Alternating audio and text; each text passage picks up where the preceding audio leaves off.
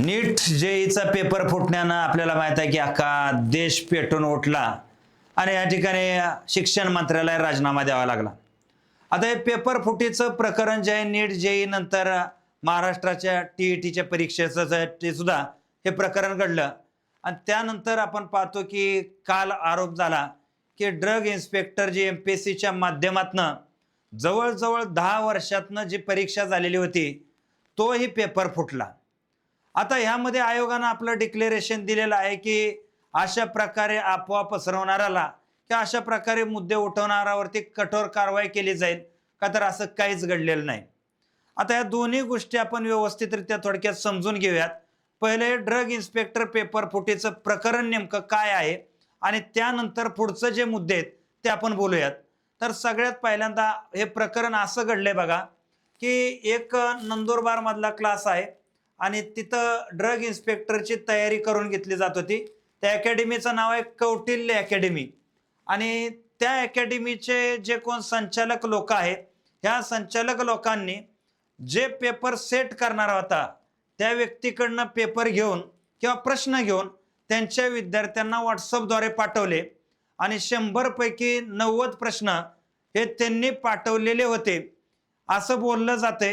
असं तक्रार करणारा जो विद्यार्थी आहे हा ऋषिकेश गांगर्डे यांना आज तशी पोलीस कंप्लेंट सुद्धा दिलेली आहे आणि रोहित पवारांनी सुद्धा काल याच्यावरती बरेचसे मुद्दे उपस्थित केले की जसं की बार्शीचा एक नायब तहसीलदार आहे त्याचा एक मुलगा आणि एक मुलगी दोघाला एक जणाला 146 आणि एक जणाला 148 ह्याच परीक्षेमध्ये मार्क पडलेले आहेत. म्हणजे हे समस्त प्रकरण जे आहे या प्रकरणामध्ये विद्यार्थ्यांचा धडधडीत आरोप आहे की म्हणजे तक्रारदार विद्यार्थ्यांचा की हा पेपर फुटलेला आहे. हा ऑलरेडीच व्हॉट्सअपला पेपर आलेला होता. आता यामध्ये 2 प्रश्न उपस्थित त्याने केलेले आहेत. पहिला प्रश्न की जे मेरिट लिस्ट लावले इंटरव्ह्यूच्या साठी त्यामध्ये विद्यार्थ्यांची मार्क दिली नाही ती जे इंटरव्ह्यूला क्वालिफाय झाले ते आणि त्यानंतर आता भरपूर ड्रग इन्स्पेक्टरचे विद्यार्थी जे आपल्याकडे तयारी करत होते त्या विद्यार्थ्यांचं मत म्हणणं आहे की आमचा स्कोर चांगला होता जेवढा कट ऑफ लागला त्याच्यावरती कुठंतरी आम्ही होतोच पण तरी आमचं नाव आलेलं नाही. आता त्यांच्या आन्सर शीट चेक केल्याशिवाय ते काय म्हणतायत ते खरं का खोटं आपल्याला कळणार नाही. फक्त आता अशा गोष्टीमुळं कधी कधी 2 विचार प्रवाह तयार होतात की जे सिलेक्ट झाले नाहीत त्यांचा एक विचार प्रवाह होतो की चला पेपर रिपीट होऊन जाईल आणि जे सिलेक्ट झाले ज्यांनी प्रामाणिकपणे अभ्यास केलेला आहे त्यांचा विचार प्रवाह तयार होतो की यार आम्ही तर नीटनीटकं केलंय, आम्ही सगळेच काय कौटिल्य अकॅडमीचे विद्यार्थी नाही, आम्ही सगळेच काय नंदुरबारचे विद्यार्थी नाही की जेणेकरून आमच्या बरोबर हे तुम्ही अन्यायकारक वागल.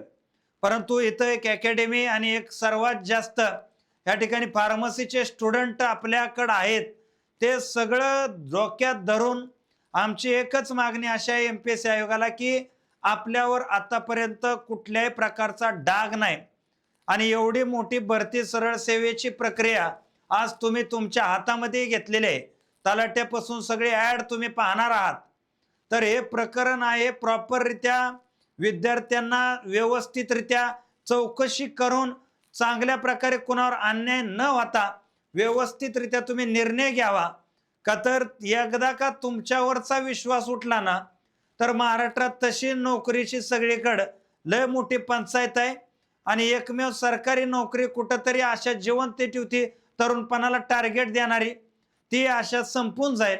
म्हणून हे सगळं प्रकरण एकदम गांभीर्याने घेऊन स्वतः मुख्यमंत्री साहेबांनी यामध्ये लक्ष घालून एकदम जबरदस्त निपक्ष अशी चौकशी करावी का तर MSCT पेपरमध्ये पण जी नावं आलेली आहेत ती स्ट्रॉंग भाजपच्या नेत्यांच्या रिलेटेडच नावं आलेली आहेत का तर 40% 11वीला 12वीला मार्क असणाऱ्या पोरांना त्या CETच्या पेपरमध्ये 99% मार्क पडलेले आहेत आणि इथंही तेच घडतंय.